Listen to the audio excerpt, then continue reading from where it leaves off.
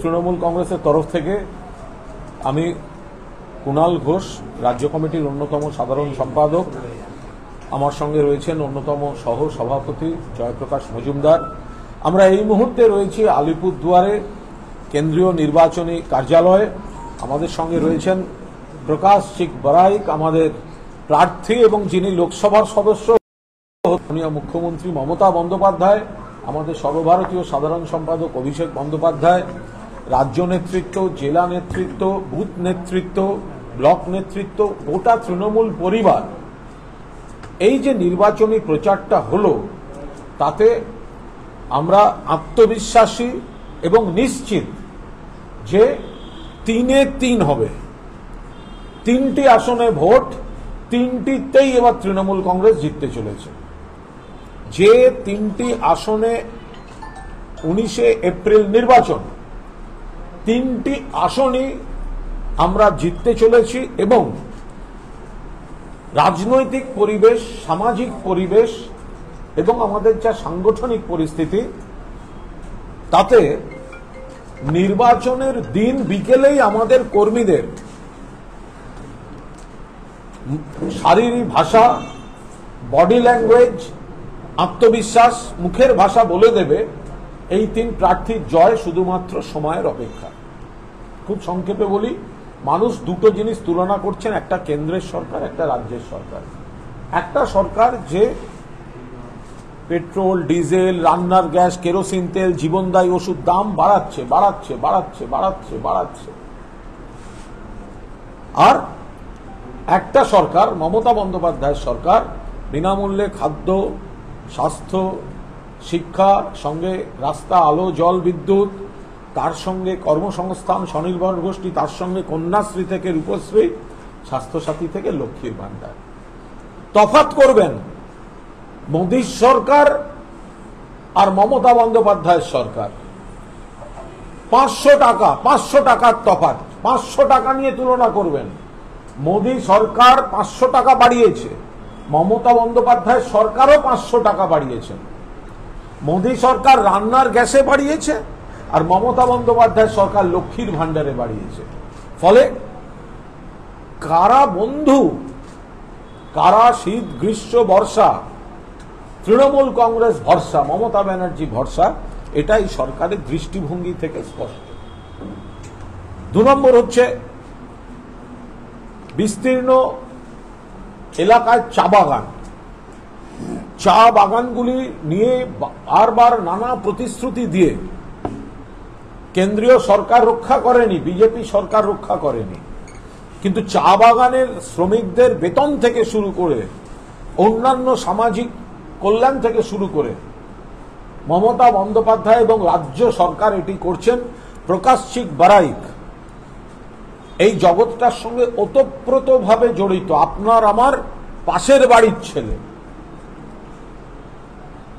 ফলে আপনাদের হয়ে কাজ করে চলেছে, আরো সুবিধা হবে লোকসভায় গিয়ে প্রতিনিধিত্ব করলে।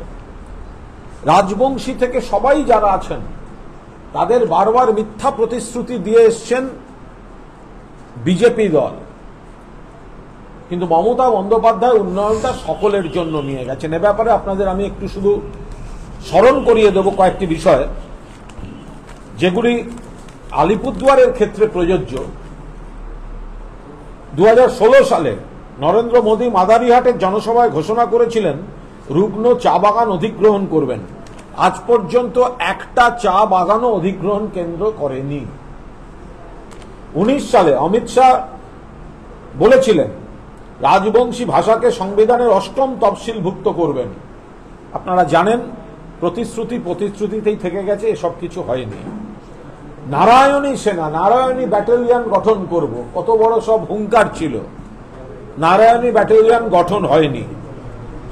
250 কোটি টাকা ব্যয়ে ঠাকুর পঞ্চানন বর্মা মিউজিয়াম তৈরি করবেন বলেছিলেন সেদিনকে বিজেপির দিল্লির নেতারা দিল্লি প্যাসেঞ্জারি করার সময়, করেননি।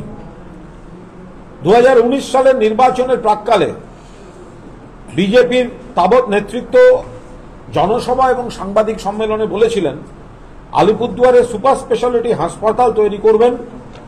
2 দিন প্যান্ডেল বেঁধেছিল ওরা, শিলান্যাসটুকুও করতে পারেনি। আর এই বিষয়ে অভিষেক বন্দ্যোপাধ্যায় যা বলার বলে গেছেন, আশা পূরণ মমতা বন্দ্যোপাধ্যায় রাজ্য সরকারই করতে চলেছে। হাসিমারা বিমান ঘাঁটিতে বাগডোগরার মতো করে সাধারণের ব্যবহার উপযোগী বিমানবন্দর হবে বারবার বলেছিল কেন্দ্র, কিছু করেনি। বিধানসভায় মমতা ব্যানার্জি বলে দিয়েছিলেন জমি সহযোগিতা করছে রাজ্য, কিন্তু কেন্দ্রীয় সরকার কোনো উদ্যোগ নেয়নি। কালজানি ও রায়ডাক নদীর উপর সেতু নির্মাণ করবেন কে বলেছিলেন? বিজেপি নেতৃত্ব, করেননি। কারা করবে? ভোটের আগে প্রতিশ্রুতির বিষয় নয়, যা যা হবে আপনারা দেখতে পাবেন। কেন্দ্রীয় বিশ্ববিদ্যালয় থেকে যা মুখে এসেছে বলে গেছিল, কিছু করেননি। চা শিল্পের উন্নয়নে 2020-21 অর্থবর্ষে 1000 কোটি টাকা বরাদ্দ, এইসব মুখে বলে গেছিল, একটা টাকাও এখানকার কোনো চা বাগান দেখতে পায়নি। কেন্দ্রীয় মন্ত্রী হাতমন্ত্রী জন বার্লা সাংসদ হিসেবে বান্দাপানি চা বাগান দত্তক নিয়েছিলেন, অথচ কোভিড মহামারী যখন চলছে, লকডাউন, একবারের জন্য সেখানে যাননি, মুখেই দত্তক নিয়েছেন, সেখানকার মানুষের জন্য কোনো কাজ করেননি। ফলে একদিকে যেমন দেশের মানুষকে বিপদের দিকে ঠেলে দিচ্ছে বিজেপি, বাংলার মানুষকে টাকা দেয়নি। বাংলায় যেহেতু ওরা হেরে গেছে, 100 দিনের টাকা বন্ধ, আবাসের টাকা বন্ধ, বাংলা থেকে গত 4 বছরে 4,64,000 কোটি টাকা ট্যাক্স নিয়ে গেছে, কিন্তু বাংলার বকেয়া 1,50,000 কোটি টাকা বাংলার বকেয়া দেয়নি। বাংলার জন্য ওদের বরাদ্দ হচ্ছে উপেক্ষা। ভোটের আগে দেখা যায় দিল্লির নেতাদের, তারপরে এখন ঘন ঘন আসছে ভোট বলে, ভোট বলে, ভোট পাখি, ভোট বলে। আর ভোট ছাড়া সিবিআই, ইডি, এনআইএ, মিথ্যাচার, টাকা বন্ধ। আমাদের বক্তব্য, আপনারা সাংসদেরও তুলনা করবেন। প্রকাশ সিং বারাইক যখনই কাজের সুযোগ পেয়েছেন, বাংলার মানুষের হয়ে কাজ করেছেন, সরব হয়েছে দিল্লিতেও। এই 100 দিনের আন্দোলনের যখন দিল্লির পুলিশ ধরে বেঁধে নিয়ে যাচ্ছে, তার মধ্যে আপনাদের প্রকাশ সিং বারাইক ছিলেন। অভিষেক বন্দ্যোপাধ্যায়ের নেতৃত্বে যে আন্দোলন হয়েছিল দিল্লিতে। আচ্ছা, কুচবিহারের, জলপাইগুড়ির, আলিপুরদুয়ার, আমি আলিপুরদুয়ার এখানে বসে বলছি, আপনাদের বলি, আলিপুরদুয়ারেও তো বহু মানুষ আছেন যারা 100 দিনের কাজ করে টাকা পাননি। তারা কি সবাই তৃণমূল? এ কি হতে পারে কখনো? এর মধ্যে বিজেপি থাকতে পারে, অন্য দল থাকতে পারে, কোন দল করেন না তাও থাকতে পারে। তাহলে এখানকার সাংসদ, এখানকার মানুষের বকেয়া আদায় দিল্লিতে কি সরব হয়েছেন? সরব হননি। আবাসের জন্য সরব হয়েছেন? হননি। জলপাইগুড়িতে টর্নেডো হলো, মাঝরাতে মুখ্যমন্ত্রী, তারপরে প্রধানমন্ত্রী এলেন, তার দীর্ঘ ভাষণ, একটা শব্দ নেই, শব্দ নেই টর্নেডো এবং বিপন্ন মানুষের জন্য। ফলে এরা এখন সিএ বিপদে ফেলতে চলেছে মানুষকে। আসামের দিকে দেখুন, এরা হিন্দু মুসলমান বলছে তো, বাংলাভাষী হিন্দু পর্যন্ত বিপদে পড়ে যাচ্ছে আসামে। কোন নিঃশর্ত নাগরিকত্ব নয়। আপনি যদি সিএ এর ফর্ম ফিল আপ করেন, তাহলে প্রথম আপনাকে এটা ডিক্লেয়ার করতে হবে যে আপনি ভারতের নাগরিক নন। তা আপনি যদি ভারতের নাগরিক নন, তা আপনি সরকারি সুযোগ সুবিধা পাবেন কি করে? এ তো বিপদে ফেলে দিচ্ছে সরকার, বিজেপি সরকার, বিজেপি দল। রুটি কাপড়া আর মাকান দিতে পারছে না, এবার অস্তিত্বের শিকড় নিয়ে টান দিচ্ছে, মানুষের অস্তিত্বকে চ্যালেঞ্জ করছে, বিপদে ফেলে দিচ্ছে, অন্য দেশের নাগরিকত্বের প্রমাণ চাইছে। এসবের মধ্যে মানুষ ঢুকবেন না। মমতা ব্যানার্জি, অভিষেক ব্যানার্জি বলে দিয়েছেন, যারা ভোটার লিস্টে নাম আছে, আধার কার্ড আছে, অন্যান্য নথি আছে, তারা নাগরিক। এই নাগরিকত্ব কেউ কেড়ে নিতে পারবে না। ফলে বিজেপি এখানে কিছুদিনের জন্য কিছু মানুষকে ভুল বোঝাতে পেরেছিল। যারা তৃণমূলকে ভোট আগেও দিয়েছেন, এবারও তারা তৃণমূলকেই ভোট দেবেন। কিন্তু যারা এর আগের ভোটে ভারতীয় জনতা পার্টিকে ভোট দিয়েছিলেন বা অন্য দলকে ভোট দিয়েছিলেন, তারা এবার তৃণমূল কংগ্রেসকে ভোট দিতে চলেছেন। ফলে আমাদের পার্সেন্টেজ অফ ভোট বুথ পিছু, কারণ আমরা যে উন্নয়নগুলো মমতা বন্দ্যোপাধ্যায় সরকার করেছে সেগুলো কার্যত 100% পরিবারের কাছে গিয়ে পৌঁছেছে। তো 100% পরিবার যদি সেই সুবিধা পেয়ে থাকে, তাহলে ভোটও তো আমরা 100%ই চাইব, এর মধ্যে তো কোনো দোষের কিছু নেই। যিনি কন্যাশ্রী পাচ্ছেন, যিনি রূপশ্রী পাচ্ছেন, যিনি লক্ষ্মীর ভান্ডার পাচ্ছেন, যার বাড়ির সামনে পাকা রাস্তা হয়ে গেছে, যিনি পানীয় জল পাচ্ছেন, তো তিনি তৃণমূল কংগ্রেসকেই তো ভোট দেবেন।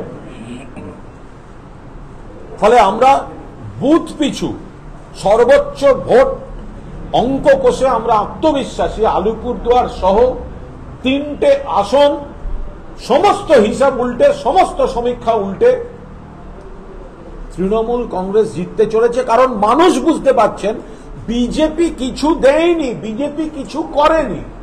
চা বাগানের মানুষ বুঝতে পারছেন, রাজবংশী এবং অন্যান্য সম্প্রদায়ের মানুষ বুঝতে পারছেন, সাধারণ মানুষ বুঝতে পারছেন, অন্য দলের ভোটাররা বুঝতে পারছেন যে বিজেপি মানুষের বন্ধু নয়। আর আপনি যদি অন্য কোনো দলকে ভোট দিতে যান, তাহলে আপনার ভোটটা নষ্ট হবে। বিজেপি চাইছে অন্য কিছু দল, কোথাও বামেরা, কোথাও কংগ্রেস একটু ভোট কাটুক, ওদের একটা ভোট পাওয়া মানে বিজেপির সুবিধা, বিজেপির মুখোশ পরা। বিজেপির এখন বাংলায় 2 ভাই, বামফ্রন্ট আর কংগ্রেস আই। ফলে উন্নয়ন সমর্থন করে বিজেপির অপশাসনের বিরুদ্ধে এবং বিজেপির বৈষম্য প্রতিহিংসার প্রতিবাদে বাংলার অধিকার প্রতিষ্ঠিত রাখতে প্রকাশ সিং বড়াইককে আগামী লোকসভা নির্বাচনে ঘাসের ওপর জোড়া ফুল প্রতীকে ছাপ দিয়ে মমতা বন্দ্যোপাধ্যায়, অভিষেক বন্দ্যোপাধ্যায় সর্বভারতীয় তৃণমূল কংগ্রেসের প্রার্থী হিসাবে প্রকাশ সিং বড়াইককে আলিপুরদুয়ারের মানুষ পাঠাতে চলেছেন। আমাদের আশঙ্কা, আমরা সতর্ক করছি ভারতীয় জনতা পার্টিকে, এই নির্বাচন কমিশন কেন্দ্রীয় বাহিনীকে এমন কিছু করাবেন না। এর আগে উত্তরে আমরা শীতলকুচির ঘটনা দেখেছি, আমরা দেখেছি অভিযোগ যে কেন্দ্রীয় বাহিনী অন্য রাজ্য থেকে এসে ভোটারদের প্রভাবিত করছে বিজেপির অনুকূলে। আমরা সতর্ক করছি কোন অবস্থায় কেন্দ্রীয় নির্বাচন কমিশন, কেন্দ্রীয় বাহিনী যেন পক্ষপাত দুষ্ট কোনো আচরণ না করে। অবাধ ভোট এবং তৃণমূল কংগ্রেস বিপুল ভোটে ভোট ফিরে আসছে। তৃণমূল থেকে কিছু মানুষ ভুল বুঝে 2019 সালে চলে গেছিলেন, ফিরে আসা শুরু হয়েছে। আর এবার বাংলাকে টাকা দেয়নি, বাংলার মানুষকে টাকা দেয়নি। বিজেপি সাংসদরা এই নিয়ে দিল্লিতে সরব হননি। তারা বলেছিলেন আমরা দিল্লিকে বলছি বাংলাকে যেন টাকা না দেয়। আর অন্যদিকে মমতা বন্দ্যোপাধ্যায় 100 দিনের টাকা 59 লক্ষ পরিবারকে রাজ্যের তহবিল থেকে দিয়ে দিয়েছেন। আবাস নিয়েও যা যা ঘোষণা করার করে দেওয়া হয়েছে। কিন্তু কেন্দ্রীয় সরকার, নতুন সরকার হতে চলেছে কেন্দ্রে, বিজেপি ক্ষমতায় আসবে না। নতুন সরকার হতে চলেছে অবিজেপি, বিকল্প সরকার হতে চলেছে। সেই সরকারের তৃণমূল কংগ্রেস, সেই সরকারের নিয়ন্ত্রক হবে। তৃণমূল উঠতে বললে ওই সরকার উঠবে, বসতে বললে বসবে। বাংলার স্বার্থে আরো বেশি করে কাজ আনা হবে, কাজ আনা হবে, টাকা আনা হবে। সেই জন্য তৃণমূল কংগ্রেসের হাত শক্তিশালী করতে আরো বেশি করে তৃণমূল কংগ্রেসের প্রার্থীদের বিপুল ভোটে জয়যুক্ত করে দিল্লিতে পাঠানো প্রয়োজন। মনে রাখবেন, বিধানসভায় হেরে গেছিল বলে আমাদের টাকা আটকেছে। কিন্তু যেখানে বিজেপি জিতেছিল, মমতা বন্দ্যোপাধ্যায়ের সরকারের কোনো উন্নয়ন কিন্তু সেই এলাকায় আমরা আটকাইনি, এই সরকার আটকাইনি। কন্যাশ্রী, সবুজ সাথী, লক্ষ্মীর ভান্ডার, স্বাস্থ্য সাথী, 50টা 60টা 70টা যা যা স্কিম আছে সবাই পেয়েছেন। সেই কারণেই ভুল বুঝে বিভ্রান্তির মধ্যে পড়ে গত লোকসভা নির্বাচনে যারা অন্যদিকে ভোট দিয়েছিলেন তারা এবার তৃণমূল কংগ্রেসকে ভোট দিতে চলেছেন এবং প্রথম রাউন্ড 3-3। আমরা আত্মবিশ্বাসী। প্রথম পর্বের নির্বাচন 3টির মধ্যে 3টি আসন তৃণমূল কংগ্রেস জিততে চলেছে। জয়প্রকাশ মজুমদার।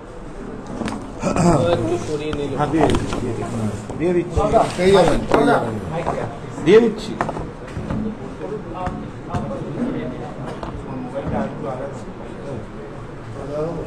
লাগে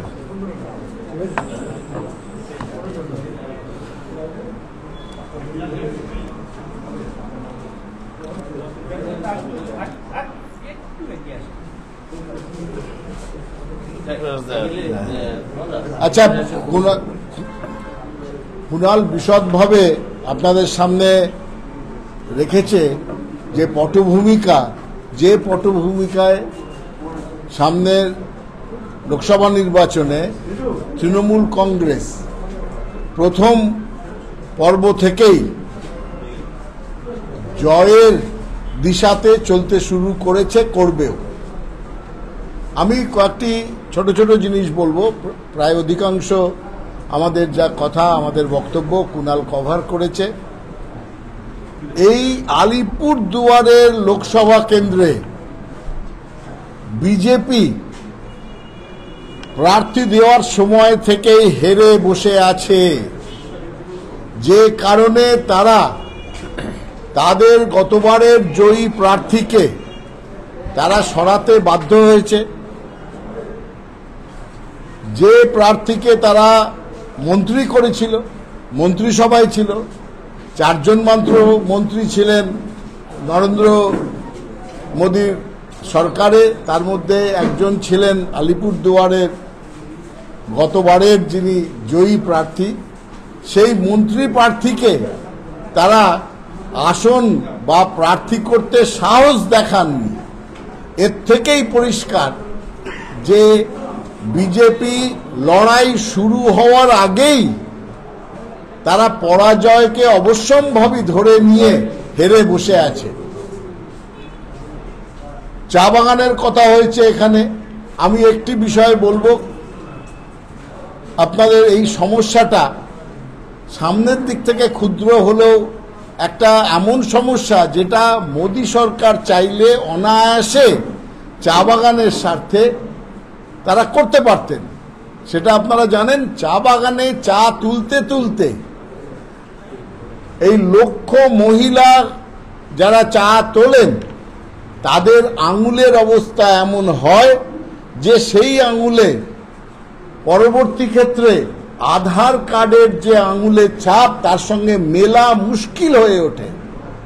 তাই জন্যে তাদের প্রচুর মহিলা চা বাগান কর্মী আছেন যারা পরবর্তী ক্ষেত্রে গ্র্যাচুইটি কিংবা প্রভিডেন্ট ফান্ড তুলতে গিয়ে আতান্তরে পড়েন। এবং কেন্দ্রীয় সংস্থা যারা এগুলো দেখাশোনা করে তারা বলে শুধু তোমার আঙুলের ছাপ মিলছে না, যাও, বেরিয়ে যাও, চলে যাও।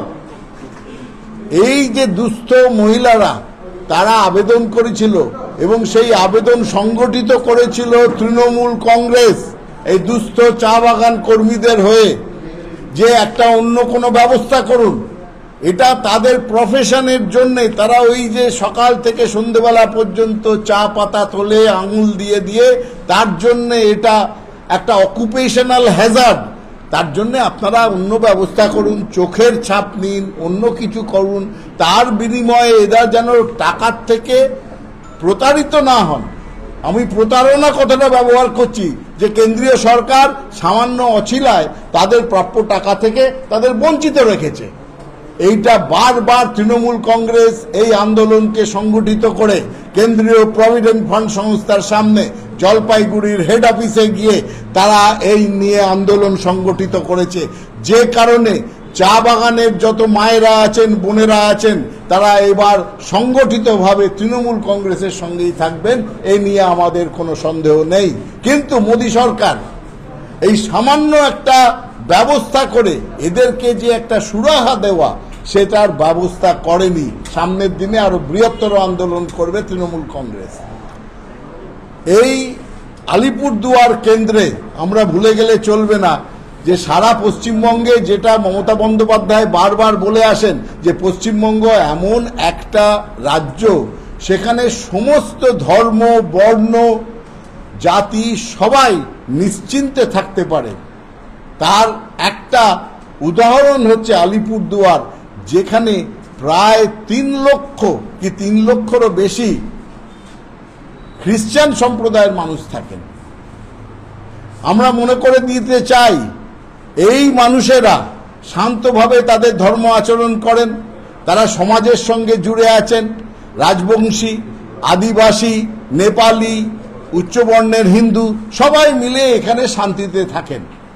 কিন্তু এই খ্রিস্টান যে আমাদের এখানকার যারা আছেন ভোটাররা বা যারা এখানকার বসবাসকারী, তারা কিন্তু ভুলে যেতে পারে না যে মণিপুরে চার্চের ওপর যে খ্রিস্টানদের ওপর আক্রমণ ডবল ইঞ্জিন সরকারে হয়েছিল, পুড়িয়ে মারা হয়েছে চার্চ, একের পর এক চার্চ জ্বালিয়ে দেওয়া হয়েছে।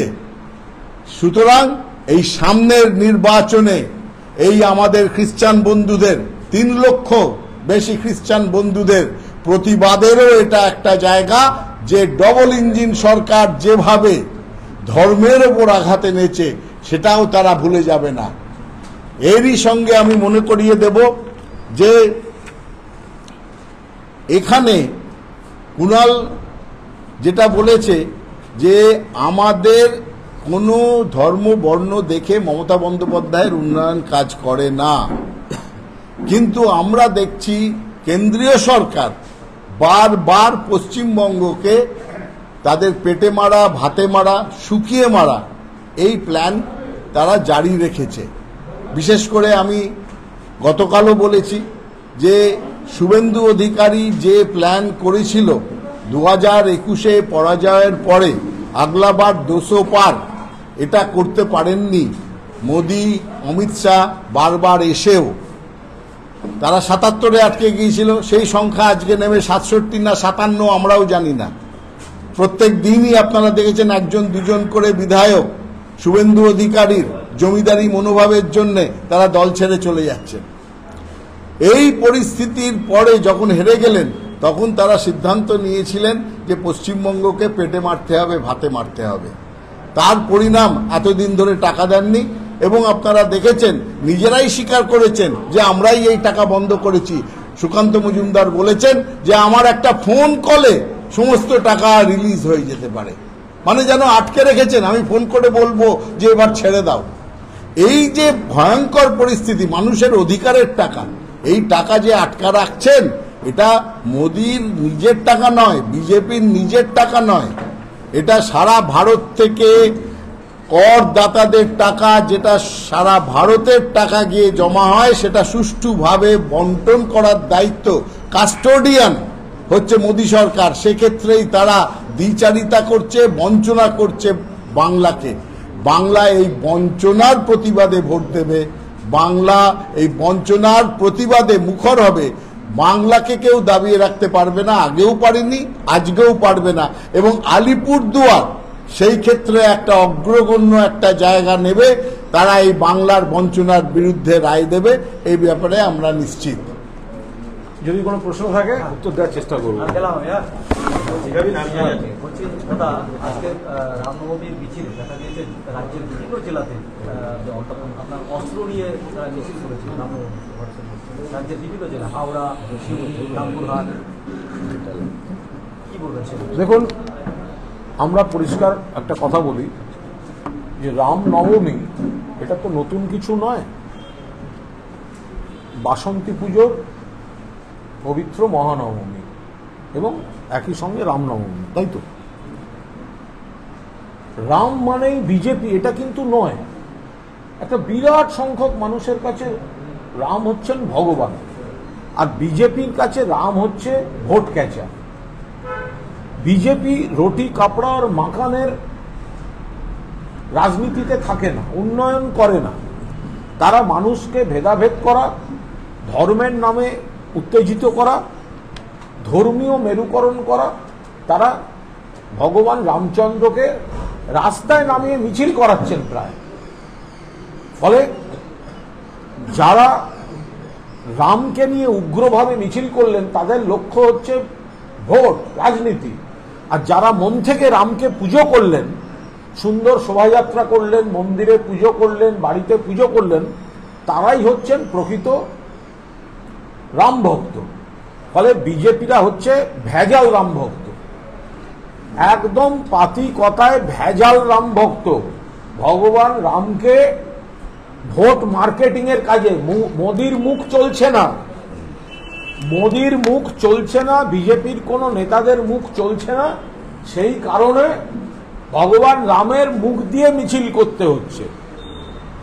ভগবান রাম তরবারি ধরেছেন, ধারালো অস্ত্র ধরেছেন, এরকম কোন ছবি দেখাতে পারবেন? রাবণও দেখাতে পারেন। ভগবান রাম ধারালো অস্ত্র নিয়ে লাফালাফি করছেন, এরকম কেউ ছবি দেখাতে পারবেন? ভগবান রাম তার যে ভাবমূর্তি, তাকে সবাই শ্রদ্ধা করেন। যারা শ্রদ্ধা করেন তারা পুজো করে, আর যারা শ্রদ্ধা ভক্তি কম আর ভোট মার্কেটিং বেশি, জানে নরেন্দ্র মোদীর মুখ চলবে না সারা ভারতবর্ষে, অমিত শাহের মুখ চলবে না, যোগী আদিত্যনাথের মুখ চলবে না, তাই সব জায়গায় রামের মুখ দিয়ে উগ্রতা দেখিয়েছে। মানুষ এসব কর্ণপাত করবেন না। মানুষ বুঝে গেছেন যে ধর্ম যার যার, উৎসব সবার, বাঁচতে গেলে রুটি কাপড়ার মাকান দরকার। শুধুমাত্র রাম নিয়ে অস্ত্রের মিছিল, রাম নিয়ে ধর্মীয় মেরুকরণ, রাম নিয়ে ভোটের মার্কেটিং করলে মানুষের পেট ভরবে না, মানুষ জানেন।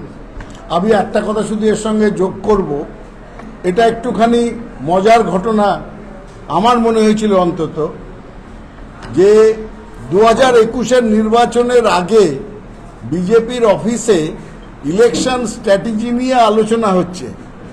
তাদের যারা বড় বড় মাথা, শীর্ষ নেতৃত্ব এখানকার কিছু নেতাদের সঙ্গে বসে মিটিং করছেন। সেখানে বড় করে জানেন তো, সেই স্ক্রিনে দেখানো হচ্ছে ল্যাপটপ থেকে যে কি ভাবে লড়াই হবে। সেখানে হঠাৎ দেখা হলো যে আমাদের স্ট্রেংথ, বিজেপি বলছে আমাদের শক্তি কি। প্রথমেই আসলো ব্র্যান্ড মোদি, মানে মোদিকে ব্র্যান্ডিং করব আমরা। সেকেন্ড আসলো ব্র্যান্ড রাম, মানে রামকে ব্র্যান্ডিং করব। রাম আমাদের কাছে, হিন্দুদের কাছে পুরুষোত্তম রাম, বিজেপির কাছে হচ্ছে এইটা ব্র্যান্ডিং অফ রাম, রামকে ব্র্যান্ডিং করব। এটা আমার মনে পড়লো আপনাদের কাছে আজকের এইসব দেখে, যে এরা রামকে ব্র্যান্ডিং করছে, রামের সিম্বল নিয়ে ব্যবসা করা, ইলেকশন জেতার আর সব কিছু করছে, কিন্তু পুজো করছে না। যেটা কুণাল বলল, আপামর হিন্দু জনতা তারা রামকৃষ্ণের কথা মনে রেখে কোণে বনে মনে তারা পুজো অর্চনা করে, আর রামকে ব্র্যান্ডিং করে বিজেপি। বিজেপির রাজ্য সভাপতি সুকান্ত মজুমদার বলেছে, ভূতের মুখে রাম নাম শুনেছিলাম, এখন শুনছি, এখন বুঝতে পারছি ঠেলায় না পড়লে বেড়াল গাছে ওঠে না। তৃণমূলও রাম নাম করছে, আমাদের ভালোই লাগছে। সুকান্ত মজুমদার, আরে কালকা যোগী বিজেপি ট্রেনিং সভাপতি, নিজের বুথে তৃণমূল বিজেপির প্রার্থীকে জেতাতে পারে না। সুকান্ত মজুমদার এমন নাকি রাজ্য সভাপতি, বালুরঘাটে নিজের বুথে বিজেপির প্রার্থীকে নিজের ওয়ার্ডে জেতাতে পারে না, সে এসছে কথা বলতে। এই তো খুব ভালো, এটাও বলেননি যে মানে রামকে সৃষ্টি করেছেন বিজেপির নেতারা, বিজেপির কারখানায় রাম তৈরি হয়েছে, এইটা বলে বসেনি।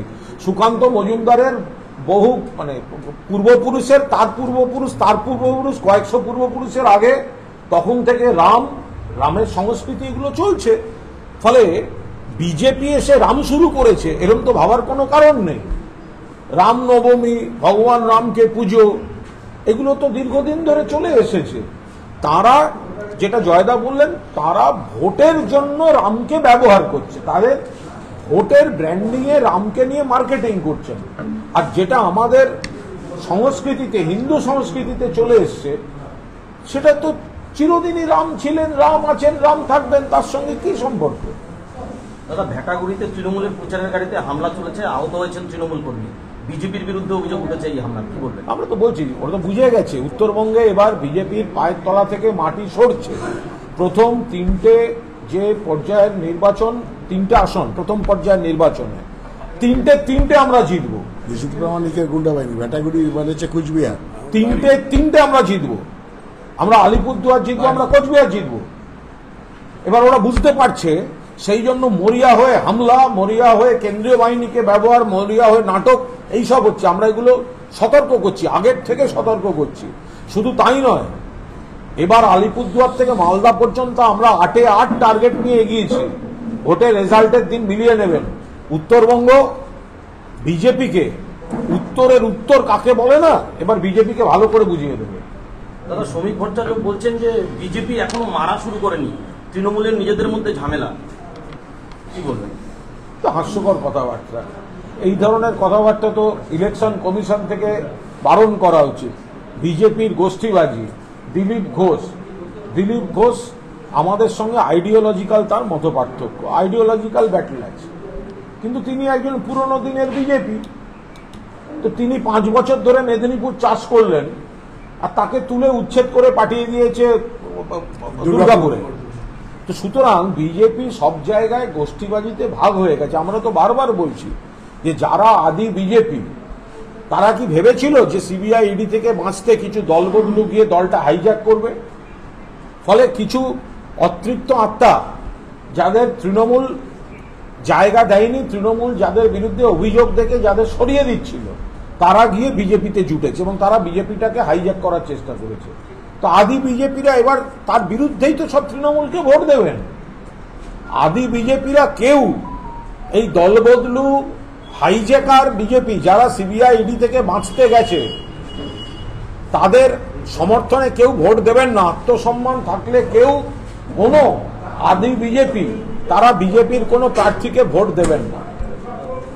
দাদা, উদয়নের বিরুদ্ধে কমিশনে চিঠি লিখেছেন নিশীথ প্রামাণিক, ভোটের দিন উদয়নগুলোর গতিবিধি নিয়ন্ত্রণে আর্জি জানিয়েছেন নিশীথ প্রামাণিক। ওইরকম চিঠি এখন ওরা লিখবে, কোনটা যত হবে পাঠিয়ে দেবেন, অপ্রকাশিত রচনাবলী বলে পুজো সংখ্যায় ছাপিয়ে দেবেন। আর একটা কথা, চিঠি লিখছেন নিশীথ প্রামাণিক আর মারামারি করছেন ভেটাগুড়িতে গুন্ডা পাঠিয়ে, বোঝা যাচ্ছে দুটো একসঙ্গে দাদা। উদয়ন গুহকে গৃহবন্দীর দাবি তুললেন বিজেপির আরেক বিধায়ক মিহির গোস্বামী।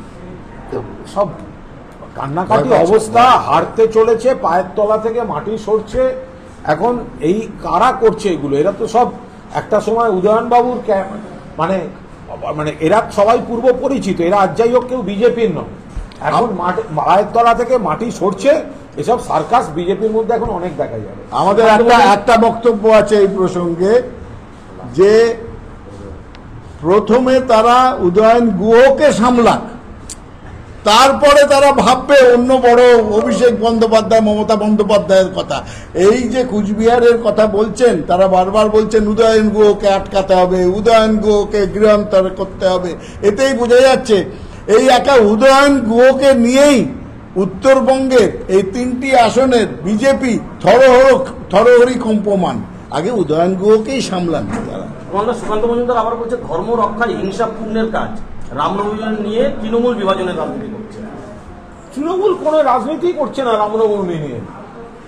রামনবমী মানে একটা তিথি, সেখানে একটা পুণ্য তিথি, সেখানে আগেও যারা পুজো করতেন এখনো করেন।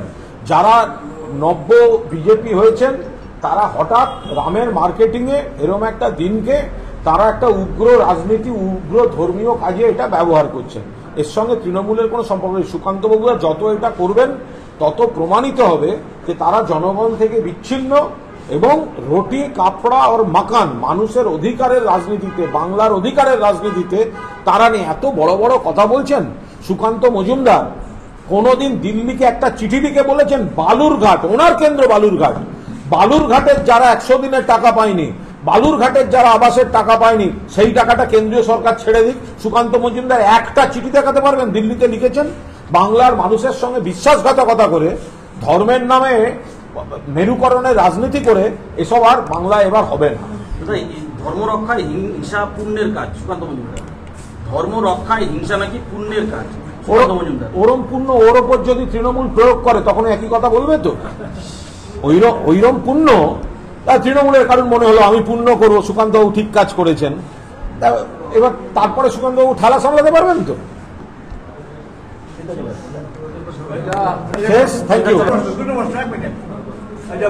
বিজেপি দাবি করেছে রাজ্যে 42-এর মধ্যে 35, কি বলবেন আপনি? ব্যাকডেটেড। অমিত শাহ প্রথম দিনে এসে 35 বলেছিলেন, তারপরের দিন এসে ওটা 30 বলেছেন। এখন বলছেন ভালো রেজাল্ট করব, ক্রমশ নামছে নামছে নামছে নামছে নামছে, ফলে 35 কথাটা একেবারে ঠিক না। বিজেপির এক তাহলে কি দাঁড়াবে? 30 থেকে 35 তো আমরা প্রথম দিন থেকে বলে আসছি। ওদের মতো কি আমাদের এরকম মাপজোক করে ওঠানামা করে নাকি? আমরা প্রথম দিন থেকে বলে আসছি 42-এর মধ্যে 30 থেকে 35 আমরা পাবো, ইফ নট মোর। আমরা 36-37 টার্গেট করছি। এবার এই যে উত্তরের জেলাগুলি, কিছু কিছু জায়গায় তো বিজেপি আগের বার জিতেছিল, ফলে আমরা শুরু করার পর মমতা বন্দ্যোপাধ্যায়ের নেতৃত্বে, অভিষেক বন্দ্যোপাধ্যায়ের সেনাপতিত্বে তৃণমূল কংগ্রেস পরিবার যখন নেমেছে পুরোটা, তো তখন তো আমরা নিশ্চিতভাবে আস্তে আস্তে এগোতে এগোতে আজকে আমরা কনফিডেন্ট, আমরা বলতে পারছি যে প্রথম পর্যায়ের নির্বাচনে 3-এ 3 পাবো। আর বালুরঘাট, রায়গঞ্জ, মালদার 2টো, ওপাশে দার্জিলিং, কোচবিহার, জলপাইগুড়ি, আলিপুরদুয়ার, আমরা 8-এ 8 টার্গেট করে এগোচ্ছি। দ্রুত সুইং চলছে, সুইং। অনেক সমীক্ষা কি বলছে দেখেছেন? সমীক্ষাতে বলুন গত বছর 21-এ কি সমীক্ষা দেখিয়েছিল আর কি মিলে হয়েছিল সেইটা আগে দেখা। আগে শুনুন, এই যে সুইং এর কথাটা বারবার সমীক্ষাগুলো বলছে কেন? সুইং বলছে কেন? রাজনৈতিক বিশ্লেষক বলে যারা বসছে তারা রাজনীতির কথা বলছে, কিন্তু ফেস সেভিং করতে তারা তৃণমূলকে অ্যাটাক করছে। আর শেষে বলছে তবে হ্যাঁ, যদি শেষে 3% সুইং হয়, 1%, 4.5% সুইং হয়, 1.68% সুইং হয়, তাহলে কিন্তু বদলে যাবে। আর আমরা গ্রাউন্ডে এসে এই সুইংটা আমরা দেখতে পাচ্ছি। আজকে আমরা বলছি লোকসভা নির্বাচন, এখানে গর্বের সঙ্গে তৃণমূলের প্রকাশ রয়েছেন, বাকি সব নেতৃত্ব রয়েছেন। অভিষেক ব্যানার্জি, মমতা ব্যানার্জি মাথার উপর দেশের সরকার করার নির্বাচন হচ্ছে, কিন্তু পঞ্চায়েত ভোটের মডেলে ইলেকশন হয়েছে। ডোর টু ডোর গেছে আমাদের তৃণমূলের পরিবারের সদস্যরা, বাড়ি বাড়ি গেছে, একাধিকবার বাড়ি গেছে, বিজেপির বাড়িতে গেছে। কেন ভোট দিয়েছিলেন? কি জন্য দিয়েছিলেন? আপনি এটা পেয়েছেন? পাননি? আমরা পাইয়ে ব্যবস্থা করছি, আপনি কেন পাননি? ভুল হয়েছে। দুয়ারে সরকারের ক্যাম্পে আমাদের ভলেন্টিয়াররা ঠিক করে দিয়েছে। ফলে এই যে সার্বিক হচ্ছে দেশের ভোট, সরকার করবে অবিজেপি শক্তি, নিয়ন্ত্রক হবেন মমতা বন্দ্যোপাধ্যায়। কিন্তু বিজেপি যেখানে কিছুটা ভালো ফল করেছিল আগের বার, সেটা উল্টে দেওয়ার জন্য আমরা পঞ্চায়েত ভোটের মডেলে এখানে আমরা ক্যাম্পেইনটা করেছি। লাস্ট প্রশ্ন, অভিজিৎ গাঙ্গুলি আপনার প্রশংসা করে, উনি কি এবার জিতবেন, কি বলেন? তো 42-এ 42 তৃণমূল কংগ্রেস চায়, পরিষ্কার কথা। অভিজিৎ গঙ্গোপাধ্যায় তিনি বিচারপতি ছিলেন, বিচারপতি হিসেবে তিনি বিতর্কিত হয়ে গিয়েছিলেন। ওনার সঙ্গে আমাদের কিসের সমস্যা? উনি চেয়ারে বসে রাজনীতির কথা বলেছেন, আমাদের নেতা নেত্রীদের আক্রমণ করেছেন। ওনার সঙ্গে তো ব্যক্তিগত ইয়ে নেই, তো ফলে ওনার সঙ্গে আমি আড্ডা মেরেছি, গল্প করেছি, এগুলোই তো বলেছি।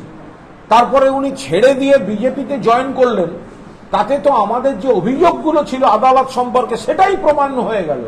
আমরা তো ওনাকে ধন্যবাদ জানাচ্ছি যে আমরা যে বলে আসছিলাম যে আদালতের চেয়ারে বসে বিজেপির কাজ করা হচ্ছে, তৃণমূলের বিরুদ্ধে কাজ করা হচ্ছে, তো তাহলে অভিজিৎ গঙ্গোপাধ্যায় বিজেপির প্রার্থী হয়তো আমার থেকে প্রকাশ্যে ওনাকে নাম করে সমালোচনা দ্বিতীয় কেউ বেশি করেন।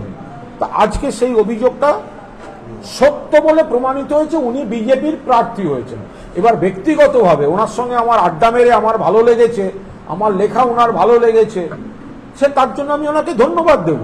কিন্তু ওই আসন উনি যেখানে দাঁড়িয়েছেন সেখানে আমার দল তৃণমূল কংগ্রেস, প্রার্থী দেবাংশু ভট্টাচার্য, চিহ্ন ঘাসের ওপর জোড়া ফুল, নেত্রী মমতা ব্যানার্জি, সেনাপতি অভিষেক ব্যানার্জি।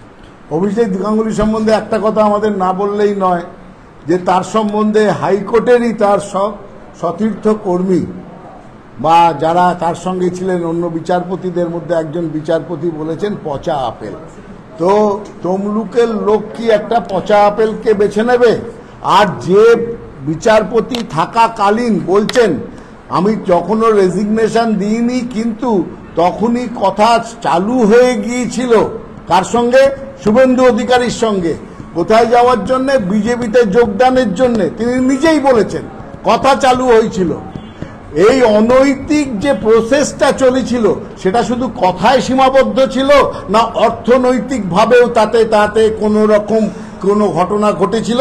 সেটা আমরা জানার অপেক্ষায় থাকবো। একদিন না একদিন এই নিয়ে তদন্ত হবে। আমি একজন শুভানুধ্যায়ী হিসেবে অভিজিৎ গঙ্গোপাধ্যায়ের সঙ্গে আমার ব্যক্তিগত পরিচয় আছে। শুভানুধ্যায়ী হিসেবে ওনাকে রিথিং করতে বলবো, এখনো নমিনেশনটা জমা দেননি, ফলে নিজের সম্মান নিজের কাছে রাখার এখনো সময় আছে।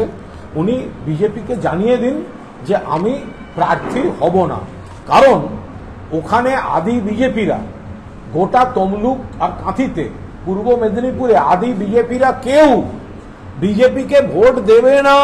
আদি বিজেপিরা এবার তৃণমূলকে ভোট দেবে, তারা আমাদের সঙ্গে যোগাযোগে আছে। আর দুই হচ্ছে, উনি যাকে ভরসা করে ওখানে গেছেন শুভেন্দু অধিকারী, আমাদের কাছে তো অভিযোগ আসছে যে শুভেন্দু অধিকারীও চায় না কোনো একটা বড় নাম সাকসেসফুল হোক বিজেপিতে। তো সেই কারণে শুভেন্দু অভিজিৎ গঙ্গোপাধ্যায়কে জেতাতে চায় না। ফলে উনি পরে একবার নমিনেশন ফাইল করে ফেললে উনি কিন্তু আর ব্যাক আউট করতে পারবেন না। আমি একজন শুভানুধ্যায়ী হিসেবে ওনাকে বলছি, ওই সিটটা তৃণমূল জিততে চলেছে, আদি বিজেপিরা তৃণমূলকে ভোট দেবে। ফলে আর একবার রিথিং করুন। আমি কুণাল ঘোষ, আপনি আমাকে প্রশংসা করেছেন, আমি আপনাকে ভুল পরামর্শ দেব না। ফলে আপনি দয়া করে নমিনেশন দেওয়ার আগে পার্টিকে জানিয়ে দিন যে আপনি বিজেপির প্রার্থী হবেন না। ঠিক।